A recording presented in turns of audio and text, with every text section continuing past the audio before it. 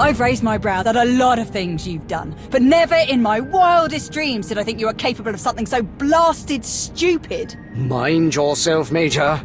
I won't permit this insubordination while there's still so much work left to do. Mind myself? Stars, you're brainless. We found Darth Norok, Colonel, and he wasn't too happy to hear about what you've been up to.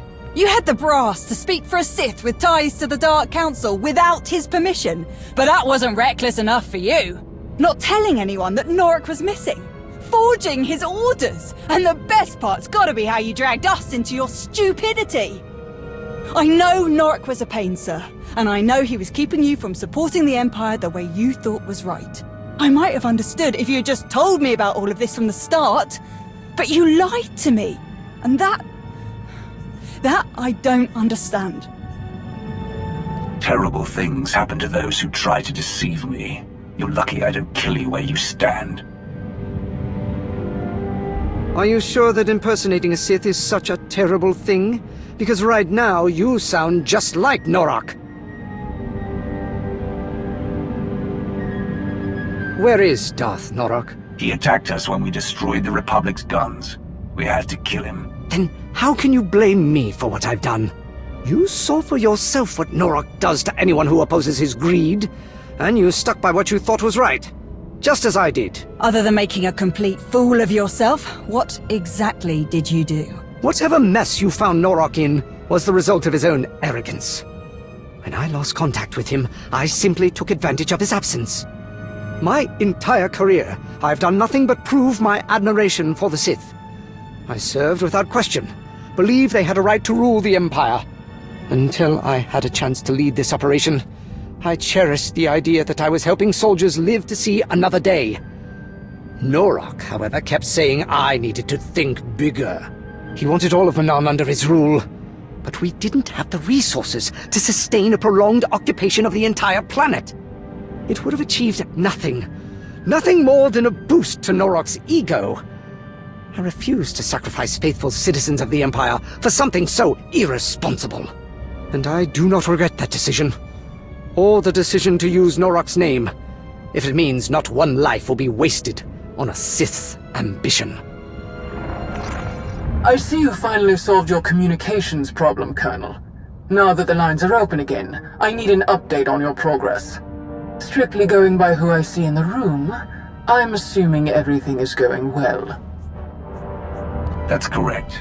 Colonel Cord, Major Anri, and I have worked tirelessly to bring the Kolto mining network back to full efficiency. I think you'll be quite pleased with the results. That's correct. And as a matter of fact, we just got a large Kolto shipment off-world and dealt a crippling blow to the Republic's weapons. Excellent. That is just what I was hoping to hear. I'll leave you to continue your work, Cord, but I expect another update soon. Krovis out. I'm sorry. What exactly is happening? I'm not complaining, mind you, but why didn't you say anything to Darth Krovis? Norok told me himself that Imperial lives were expendable. He died trying to prove that point. I want those ideas to die along with him. If anyone asks, the Republic killed Darth Norok. Don't think anyone here is going to say any different. Well, then, thank you. Not for what you've done for me, but for what you've done for the Empire. Many will owe their lives to you. You've given us a secure foothold on Manon, which means a more certain path to victory, but there is still much to do. Speaking of which, we'd better get back to it. Unless you don't plan to stay, Major. Of course I'm sticking around. At least until I find someone else to give you a kick in the pants when you get another one of these half-baked ideas.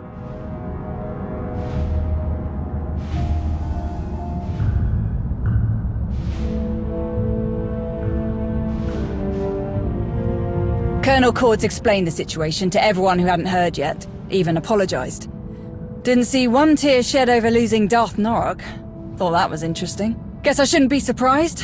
Not too many of us were looking forward to taking over all of Manan. Now we can focus on what we came for. I like it when you talk business. You sound so assertive.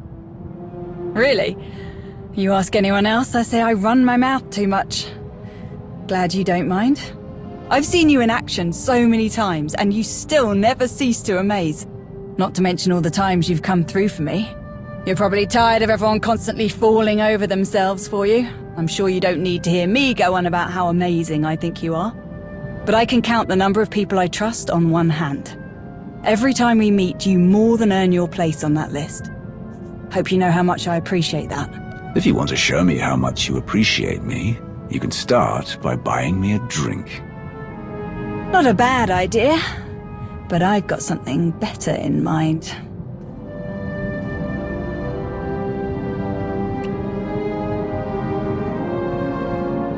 You're right. That was much better. Let's just hope we don't have to wait too long before we get to do that again. Anyway, I know you have a lot to get back to and I don't want to keep you from it. Thanks for sticking around and seeing this through.